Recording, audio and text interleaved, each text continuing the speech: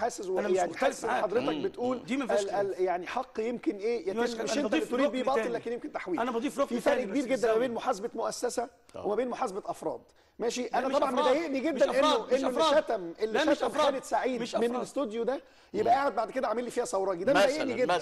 ماشي. لكن الحقيقه معركتي مش معاه، معركتي مع مؤسسه انا بصرف عليها من جيبي. ايوه. وشغاله بخساره ومش لاقيه اعلانات ومليانه فساد ومليانه بلاوي وشغاله ضدي.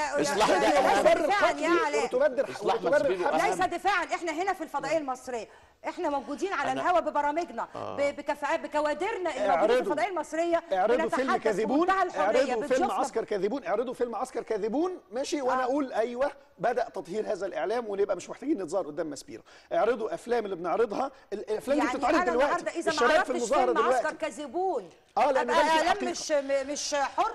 مش تبقى اعلام منحاز ضد طبعا، لانه الفيلم ده هو اللي بيوثق او مكافئ ليه تنتجوه انتوا. اعرضوا الفيلم اللي بيفضح ان السلطه بس انت كده بتصبر على كل وجهات النظر. اذا ما كانش وجهه نظرك تحقق فاذا يبقى كله فاسد. لا انتوا بتطلعوا في وجهه نظر العسكر وما تطلعوش وجهه نظر الثانيه. هو حضرتك بتعمل ايه بوجهه نظرك؟ لا وريني صوره فرجيني على صوره البنت اللي بتتسحل. لا انا قعدت شهرين بتفرج عليه، على الناس بتتقتل وانتم مش مطلعين صوره اللي بيقتلهم.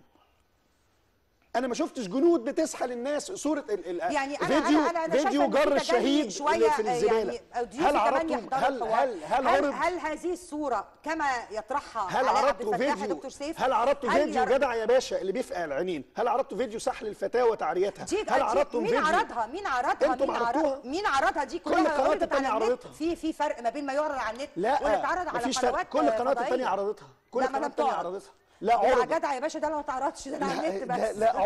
لا عرض. ماشي. طب احنا معانا اتصال من يعني ويشهد شاهد من اهل البيت. استاذ علاء بسيوني رئيس الفضائيه المصريه معانا بمداخله في حوارنا اليوم في صوت مصر ومع علاء عبد